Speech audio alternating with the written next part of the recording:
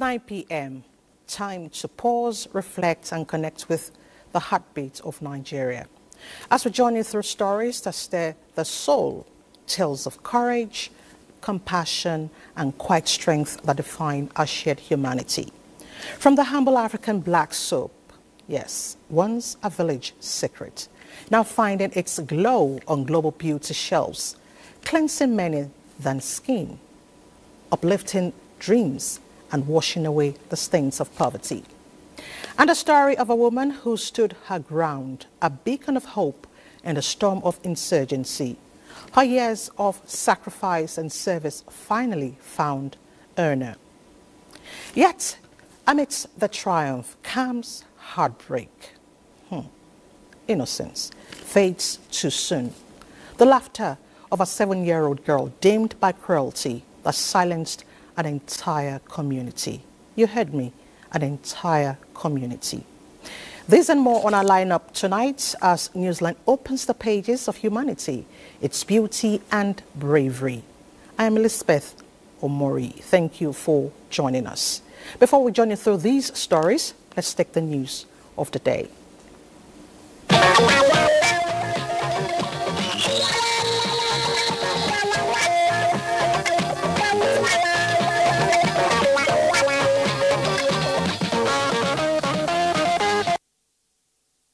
Now the news. Katsina State is set to host Vice President Kashim Shettima. During the visit, the VP will attend events designed to boost the state's economy and empower residents. Awal Haliru brings us details. During the visit, the Vice President will inaugurate the 9th expanded National MSME Clinic, which will bring together hundreds of entrepreneurs, regulatory agencies and financial institutions for business exhibition, mentoring and direct support sessions. The Vice President of the Federal Republic is the Chairman of the National MSME Council of the Federation, which is the highest governing body for policy direction of all MSME-related activities in the country. The Vice President would also inaugurate the newly completed 3.3-kilometer Ofa-Marusa dual carriageway in Katsina Metropolis, constructed at a cost of 1.9 billion naira. The project is equipped with solar-powered street light, drainage system. It reflects the administration commitment to infrastructural development that promote safety, efficiency, and environmental sustainability. Also, Vice President Shettima will unveil the Katsina Sustainable Platform for Agriculture, known as CASPA, a digital agricultural system designed to link farmers directly with experts. We are going to have a farmers radio so that we can communicate to all the farmers in the state freely. They will ask questions and there will be response. The platform is expected to transform agricultural communication, boost food production, and increase farmers' income. In Katsina, Awal Haliru, NTA News. The National Assembly says it will continue to promote legislations to enhance operations and welfare of the armed forces personnel. Defense correspondent Ismail Musa reports that Speaker of the House of Representatives, Tajuddin Abbas, stated this at the inauguration of newly built residential quarters for military officers in Abuja. In the name of the Almighty God, I'm for service to humanity. These new housing units are part of ongoing efforts by the Defense Headquarters to enhance the living conditions of its personnel by promoting their mental well-being and family stability. Welfare as a strategic pillar of combat effectiveness. To the Speaker, House of Representatives, the housing project is a visible expression of the nation's commitment to the morale and operational effectiveness of the armed forces. When welfare is a priority rather than an afterthought, the entire defense system improves. I wish to assure you of the continued support of the National Assembly.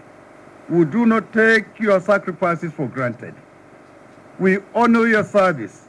We will advocate for your welfare and will stand with you to secure the peace and stability upon which development depends.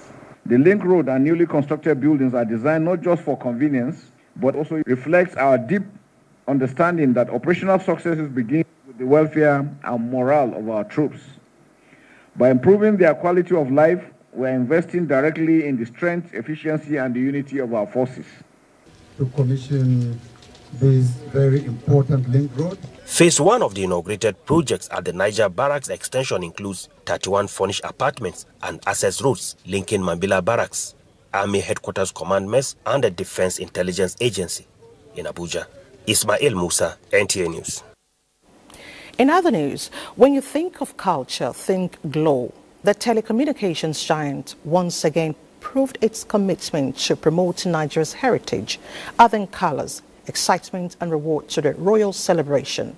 From electrifying performances to life-changing prizes, Glow's presence lit up the Onitsha skyline and left lasting smiles on the faces of many. Uchenna Nwekoyo's report is here presented.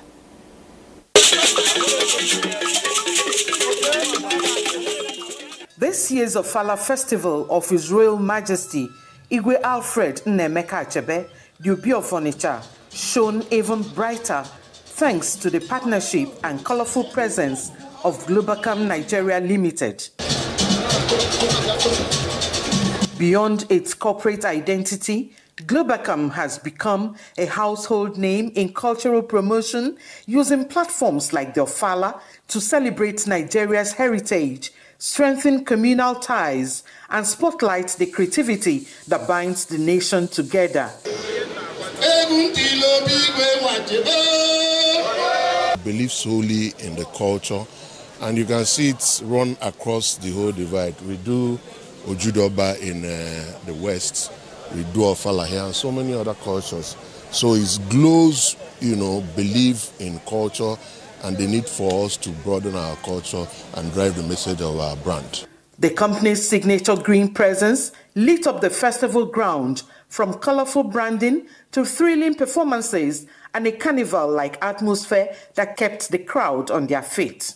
The highlight of the day came with the Glow reward presentation, where loyal subscribers smiled home with exciting gifts, including a brand new car for the Star Prize winner.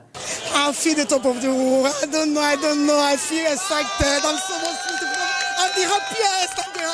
It has been long I started glowing with them, and I'm still glowing with them in this glow car.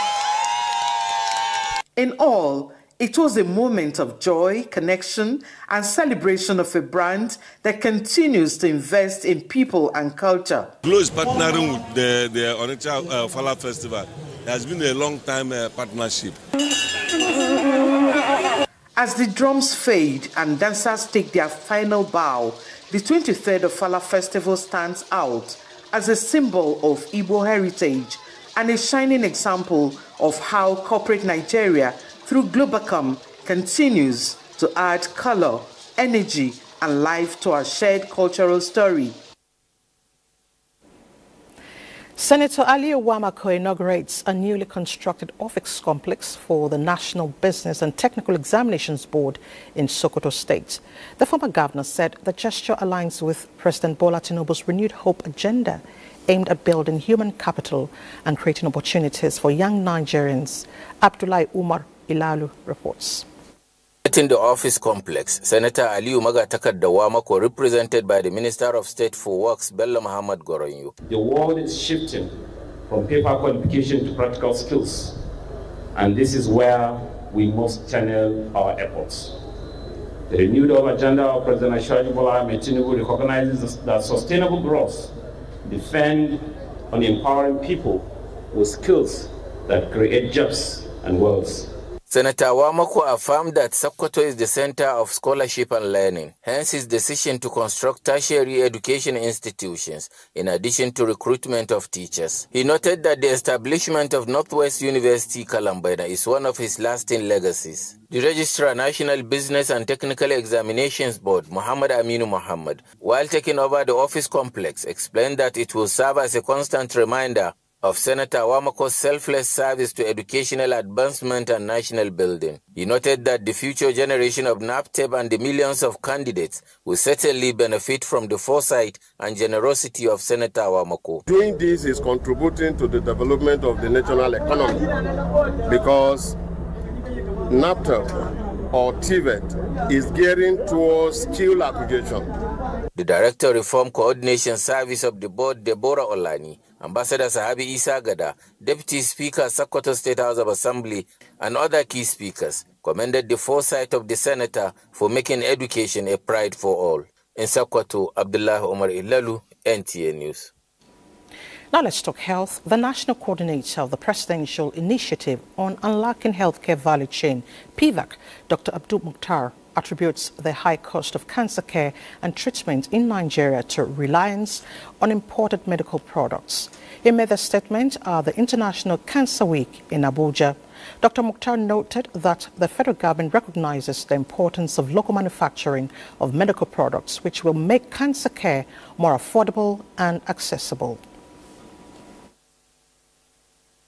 One of the biggest CROs said to us they have $32 billion in committed research spending that they've already sold to pharmaceutical companies, and they're looking places to do trials with 230 million people. You know, Nigeria is very primed for that, and we're really trying to bring some of that funding into this. Build the hubs, build the expertise, so you at least have the radiotherapy available. NICRAD recently launched the Strengthening Institutional Capacity for Cancer Research and Implementation, which is targeting teaching hospitals and early cancer researchers across the 6 geopolitical zones of Nigeria. It's focused on gaps in multidisciplinary standard of care across surgical, radiotherapy and oncology departments.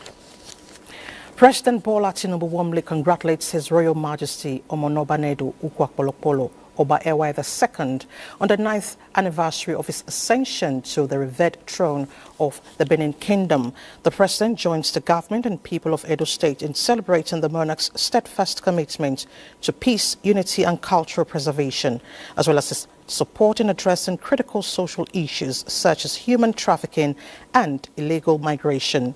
He commends the Oba's unwavering advocacy for a cultural renaissance and his tireless efforts towards the repatriation of Benin artifacts, which continue to enrich national pride and identity. As the Oba marks this milestone, the President prays to Almighty God to grant him long life, good health and greater accomplishments in the service of his people and the nation. And the Director General of Budget Office, Taminu Yakubu, sends warm greetings to the former aide-de-camp of late former President Umaru Musa Yar'Adua, describing him as a man of honor, discipline and unwavering loyalty, adding that at 60 he remains a shining example of humility in service and strength, wishing him more years ahead filled with peace, purpose and enduring grace. Talking sports now, Remo Stars dealt heavy blow, Liverpool not spared as well. Let's now join Badi Adeleye for these and other stories on Sports Updates. Badi. Many thanks, Elizabeth. Let's begin with the women, as Nigeria's Falconets, talking about the under-17 team, are currently taking on their Canadian counterparts in the opening match of the 2025 FIFA Under-17 Women's World Cup in Morocco. The first half of the encounter ended 1-1 after Queen Joseph's 30th minute goal erased Canada's lead. The second half of the encounter just began. And to the Nigeria Premier Football League now with match day 9 actions. And of course, on Sunday, we saw newly promoted Kun Khalifat FC secure back-to-back victories with a vital 2-1 away win against Bayelsa United. Another away victory was recorded in Aba as visiting Warri Wolves ran out 2-1 winners against Enyimba. Elsewhere, Niger Tornadoes proved unstoppable as they walloped Plateau United 4-0 at home. In the title race, Shooting Stars came out tops with 2-0 win over Abia Warriors to move second on the table on goal difference. And on the continental level, Nigeria Premier Football League reigning champions and one of Nigeria's representatives in the CAF Champions League, Remo Stars, suffered a disappointing 5-1 defeat at home to visiting Mamelodi Sundowns of South Africa in the first leg of their second preliminary round fixture. The Sky Blue Stars became the second Nigerian club side to lose their first leg encounter of the round after Rivers United lost 1-0 to Black Bulls in Maputo on Saturday.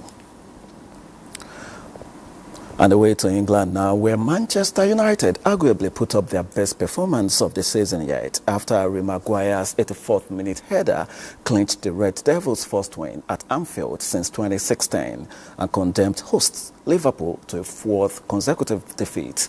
Brian Bomo gave the visitors all a lead in the second minute of the first half, but Gakpo's 78-minute equalizer leveled scores, and of course Maguire proved to be the hero as Ruben Amorim's rejuvenated side ran out 2-1 winners. Aston Villa beat Tottenham away in the earlier match. And away from football now, let's let you know that the Nigerian team to the 2025 African Nations Cup when it comes to hockey returned to the country earlier this evening after competing at the African Hockey Nations Cup in Egypt. The men's team claimed the bronze medal, their best performance in recent years after defeating Kenya 2-1 in the third-place match. Officials of the Nigeria Hockey Federation, led by its president Simon Nkom, commended the players for their dedication and assured continued support to sustain the momentum. And that does it on Sports Tonight. Let's return to Elizabeth. Thank you so much, Buddy. And I think I want to reserve my comment on the Remo Stars match. Please allow me. Disappointing. All right, thank you so much. And that's the news segment. Newsline Proper will be up shortly. Just stay with us.